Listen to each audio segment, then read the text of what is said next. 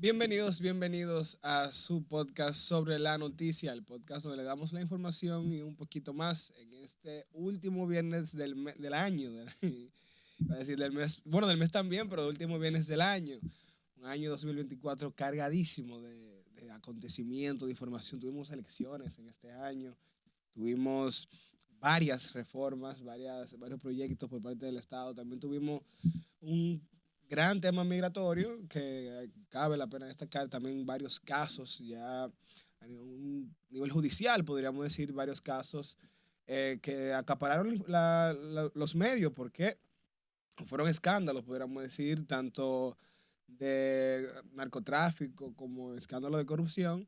Y Juan, casos que han llamado mucho la atención, o sea que tenemos un año bastante movido, podríamos decir. El año ha sido muy controversial.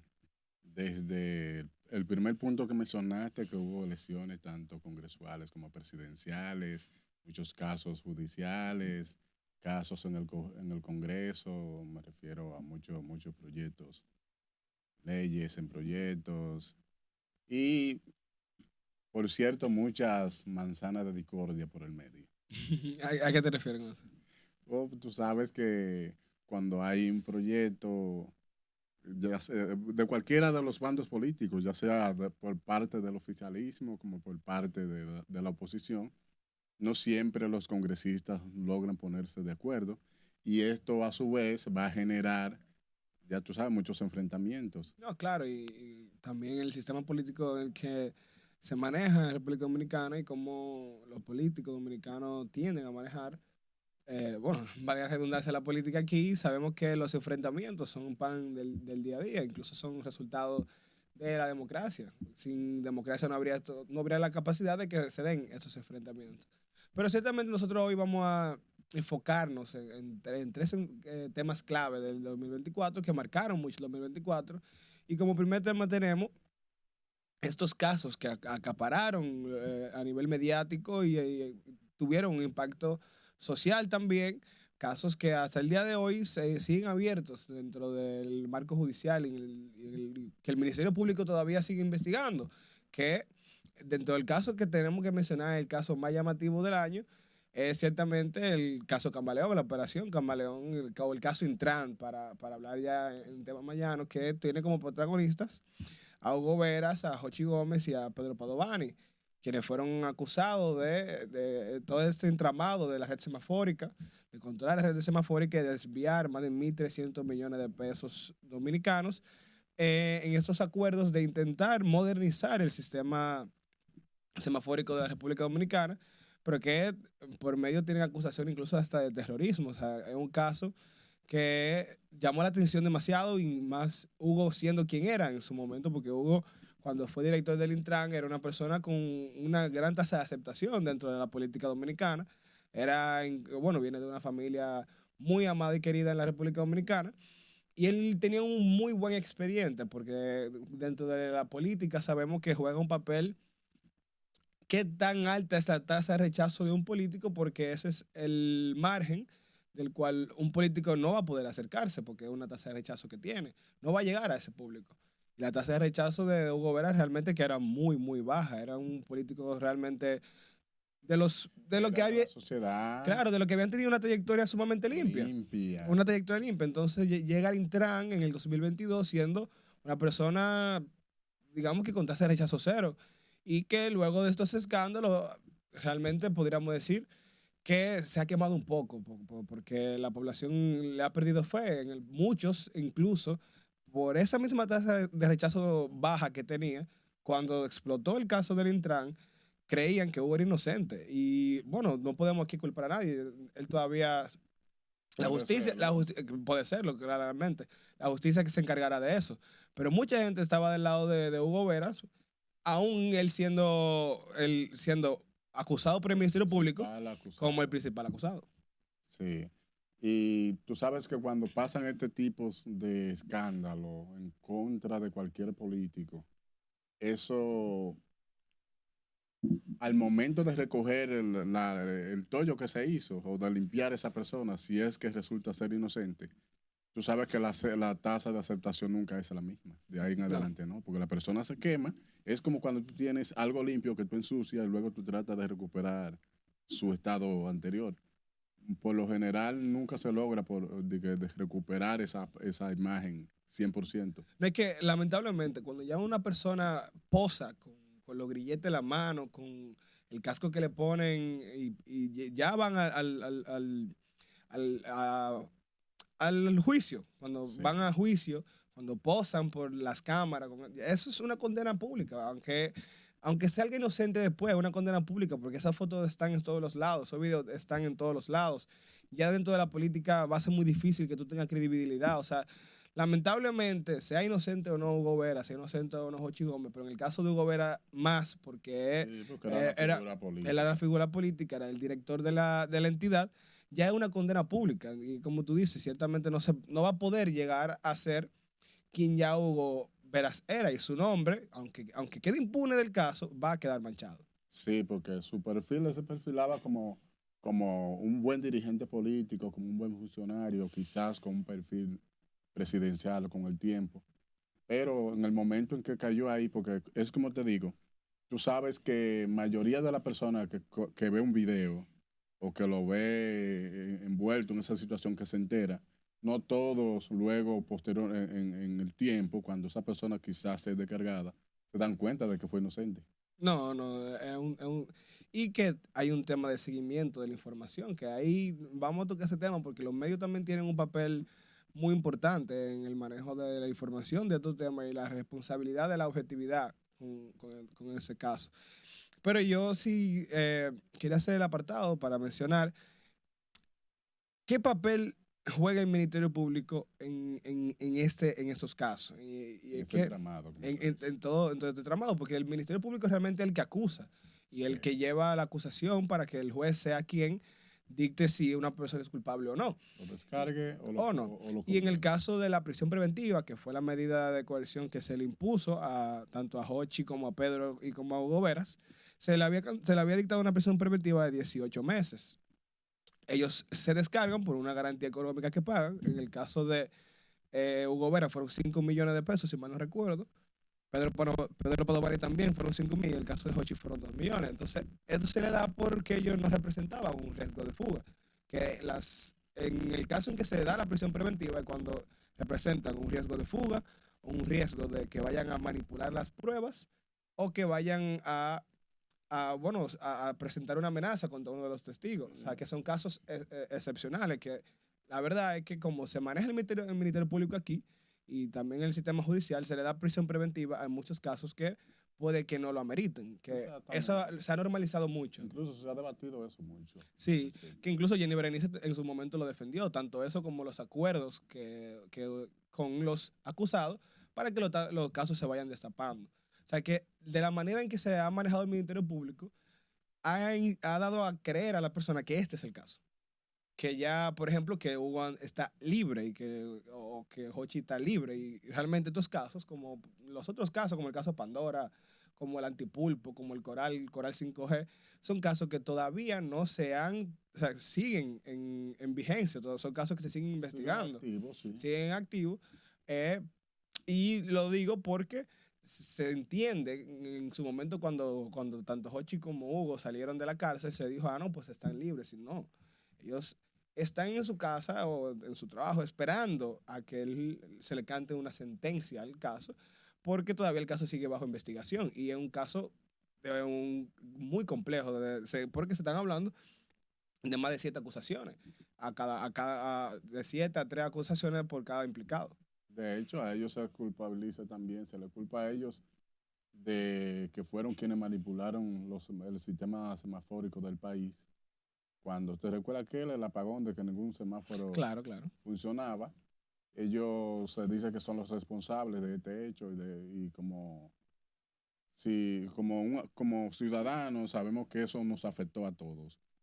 No decimos, o sea, no lo acusamos porque nosotros no somos quien para estar acusando a nadie. Solamente queremos mencionar la repercusión que tuvo este hecho para la sociedad que es un tema de dominicana. seguridad nacional. Y Eso ya cuando se compromete la seguridad nacional, también cae el tema de terrorismo. Por eso el terrorismo, precisamente. Precisamente. Entonces, Eso también le produjo cierto nivel de pérdida a la economía nacional, porque ya tú sabes que cuando los empleados no pudieron llegar a su área laboral a tiempo, No, los tapones fueron increíbles ese día. claro, eso dejó de generar una producción económica y, o sea, de hecho, afectó el sistema económico. Y tú, o sea, además de eso, después de eso, necesitó un tiempo para recuperarse.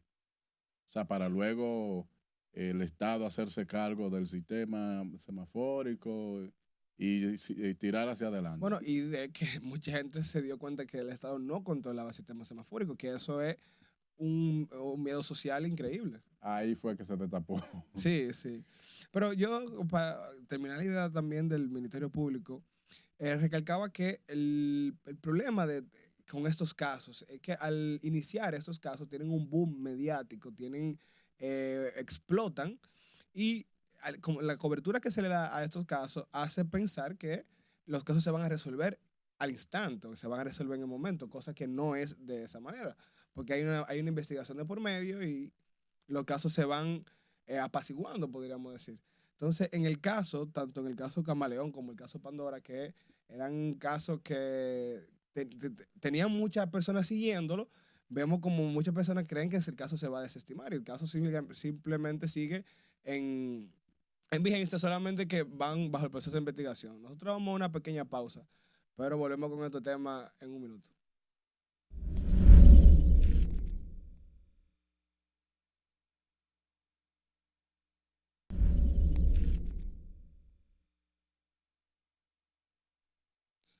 Y estamos de vuelta aquí en Sobre la Noticia. Recuerden que pueden escuchar la retransmisión en RNN2, canal 67, a las 7 y a las 11 de la noche. También en nuestro canal de YouTube a las 7 de la noche. Y en nuestras redes sociales que subimos unos pequeños cortes para que vayan viendo.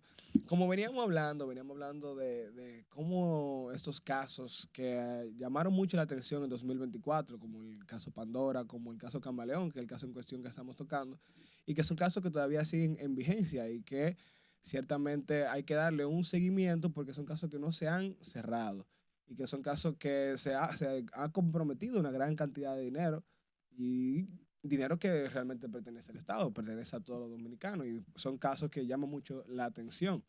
Y en este caso estamos hablando del manejo del Ministerio Público con estos casos, ya que este boom mediático le juega en contra mucho al Ministerio Público y es que la gente, eso hace que crear una expectativa bueno, en todo el pueblo dominicano de que estos casos se van a perseguir y que van a dar unos resultados contundentes que al final muchos de estos casos no terminan de llegar, como sucedió en el caso Medusa, como ha sucedido también bueno, tanto la Operación Pandora como la Operación Camaleón, que son casos más recientes, tienen todavía el beneficio de la duda, porque son, como dije, casos más recientes, pero en casos como Medusa en su momento, como el caso de Brecht, son casos que hacen que las personas vayan perdiendo la fe, tanto en el Ministerio Público como en el sistema judicial, que todavía no han cantado una victoria contra la corrupción, y eso hace que las personas crean que no, quien es corrupto hoy quede impune, o que quien tenga más dinero puede salir ileso.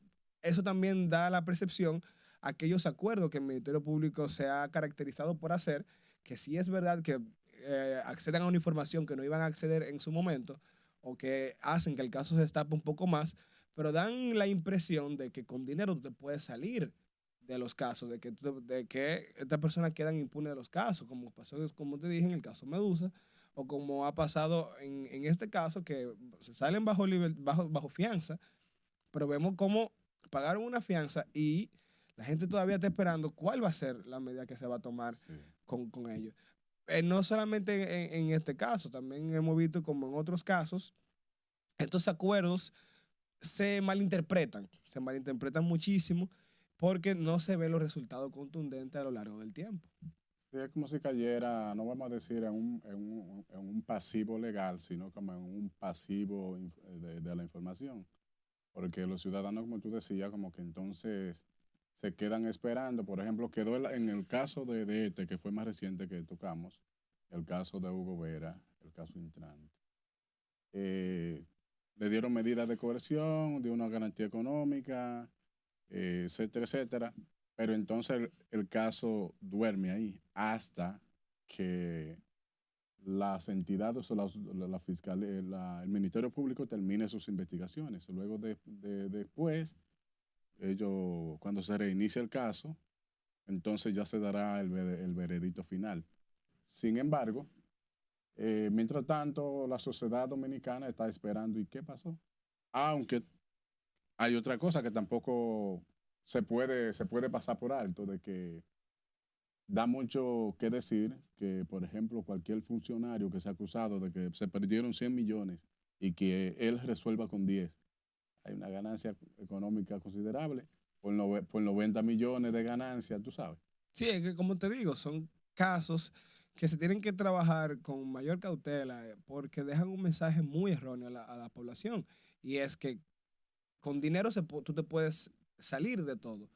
Y a veces diera la impresión de que la ley actúa, o sea, se le da el mayor peso de la ley, la ley cae en su mayor peso, podríamos decir, a quienes no tienen cómo defenderse y quienes sí tienen cómo defenderse, con, tal vez con recursos y o habilidad, pueden cifrar, pueden liberarse de cualquiera de estos casos, lo que es un mensaje bastante erróneo para la población dominicana. Sí. Pero otro caso que fue muy sonoro y que llamó mucho la atención en este 2024 fue la declaración que dio el presidente Luis Abinader de la ONU cuando le sacó en cara que él había estado solicitando la intervención de Haití desde hacía mucho tiempo y le dijo textualmente en una entrevista a un periodista que en República Dominicana no había espacio para hacer ningún campamento de inmigrantes. Para albergar a los migrantes. Exactamente. O sea, no había espacio y que las deportaciones iban a iniciar. Y desde entonces hemos visto la Dirección General de Migración activa haciendo su trabajo. Obviamente que no fue, lo que el presidente dijo, han habido muchas críticas de que si xenofobia, que posteriormente él tuvo que aclarar eso. Sí, no, incluso en una universidad, en uno de esos viajes que él dio en Estados Unidos, se le acusó de que en República Dominicana hay xenofobia, hay racismo, y que hay una persecución al negro en cierto sentido, siendo República Dominicana un país de personas negras. O sea, nosotros somos... El mejor ejemplo, míralo aquí. Nosotros somos un país de personas negras. Los negros tienen que ser, son mayoría, que otra raza, otra cultura aquí en República Dominicana. Así que, bueno, el argumento cobra sentido, pero es que, como te digo, hay una manipulación mediática a través de eso. La información, hay una responsabilidad informativa que muchos medios no cumplen y por eso llegan informaciones erróneas a otros lados. Y de hecho también hay una cacería contra incluso, República Dominicana acerca del tema. No, 100%, porque a nivel internacional se ve mucho más esto de que en República Dominicana hay un cierto racismo, hay una xenofobia, que a nivel nacional. A nivel nacional, incluso los medios no lo tratan de esta manera. No. Al contrario. En el caso de la migración, yo me he dado cuenta que los medios jugamos un papel muy importante en cuanto al tratamiento de la información de manera objetiva, porque vemos como a través de algunos medios que utilizan el amarillismo, el sensacionalismo, incluso hasta el setting de la agenda, vemos como los casos se van tratando y van generando un efecto al contrario, que en vez de hacerlo de manera objetiva, de tener un pensamiento objetivo, sí es verdad que va creando como una masa de odio y va creando un cierto aspecto de xenofobia, y eso es lo que se ve internacionalmente. Por eso yo entiendo el ataque. Aunque en República Dominicana tal vez el dominicano no tenga ciertamente algún problema directo con un haitiano, las masas se van creando por este mismo tipo de noticias sensacionales, de noticias amarillitas, porque como yo te digo, Juan, no es lo mismo tú poner 4 hombres matan a una niña que tú pones 4 haitianos. No es lo mismo tú poner hombre mata mujer que tú poner haitiano mata mujer.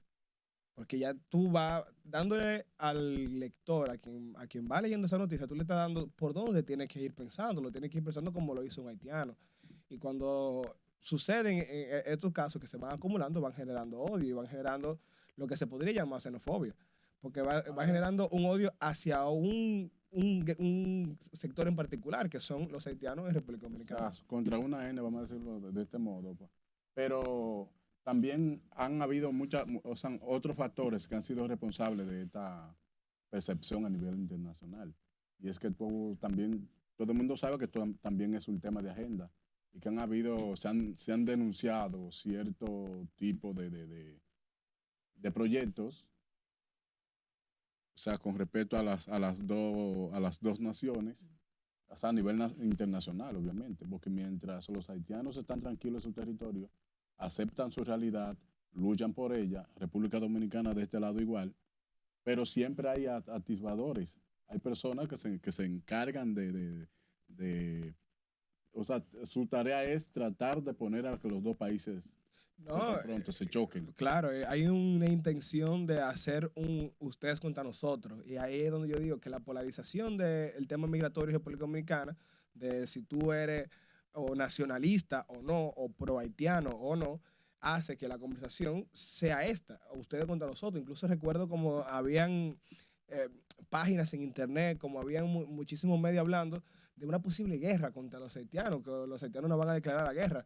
Mira hasta dónde puede llegar la manipulación de la información. Sí. Ahí que te digo, eso y esto va creando ese enfrentamiento que alguien va a tener que venir a resolver. Es como si se estuviera creando un escenario perfecto para que haya que tener una intervención mayor para resolver el problema, cosa que lleva a medidas como las repatriaciones que se hicieron de manera masiva. Si el tema haitiano no se hubiese agitado desde el principio del año y no hubiésemos tenido eh, ese, ese, esa inestabilidad que hoy se vive en Haití, no hubiese llegado a este punto que es una medida drástica. Esa medida de las repatriaciones fue una medida que se tomó de manera drástica, que eran por día incluso, había una meta diaria de repatriación de haitianos. Luego explotaron casos como la Operación Pandora, por ejemplo, que fue esta operación en que habían militares traficando armas y traficando eh, municiones que llegaron incluso a bandas haitianas. Pero también vemos casos de trata de personas desde Haití a República Dominicana, casos de mismo dominicanos trayendo haitianos, pero todo eso no hubiese explotado, como te digo, desde un principio sin esa agitación del tema migratorio de República Dominicana contra Haití, porque es una guerra que Sí. han intentado montar. Pero mira, eso es este hecho, obviamente bochornoso, pero desmiente tanto lo que la gente, o sea, lo que se quiere vender a nivel internacional entre las dos naciones. Esa xenofobia incluso, mira como hasta para este tipo de hechos hay asociaciones. O sea, cómo hay una particularidad, o sea, me refiero a cómo sincronizan las dos etnias con este objetivo. O sea, lo que significa que la xenofobia no existe. A mí, en ese sentido, me parece que si hay un odio generado o una xenofobia, es inducida y que es un tema que hay que coger con pinza, porque como te digo, esa manipulación de la información a veces desestima el contexto histórico que hay entre República Dominicana y Haití, haciendo ver a la comunidad internacional como que nosotros tenemos un tipo de sesgo con el haitiano cuando nosotros tenemos historia de más de 100 años con Haití, desde el 1822, disculpa, nosotros tenemos una historia con Haití. No podemos desestimar un contexto histórico de años, que es algo que se viene haciendo mucho y que la manipulación de la información hace que se desestime. Pero además de eso, hay un factor cultural, no son las mismas culturas, no hablamos ni siquiera el mismo idioma. Y además, ya de eso, también esta manipulación de la información hace que se deje fuera de la conversación las cosas buenas que sí hacen los haitianos aquí. Porque la polarización de la información es ustedes contra nosotros. Y esa es la única conversación que se está Sí. teniendo a día de hoy. Es como si fuera que le pusieran una venda para que se ignoren los atributos, o sea, las cosas positivas que tienen ambos pueblos. O sea, República Dominicana, solidaria con Haití, Haití muy influyente en la economía dominicana, dos países hermanos. O sea, sin embargo, por decisiones o intenciones macabras, manos, claro. manipuladoras. Y que al final la intención es buscar una solución en conjunto. Exactamente. Pero a nosotros lamentablemente se nos ha agotado el tiempo. Sabemos que cuando los temas tan buenos, Juan, la información vuela, el tiempo vuela, por así decirlo. Pero nosotros en este último viernes del mes nos despedimos y nos vemos el lunes.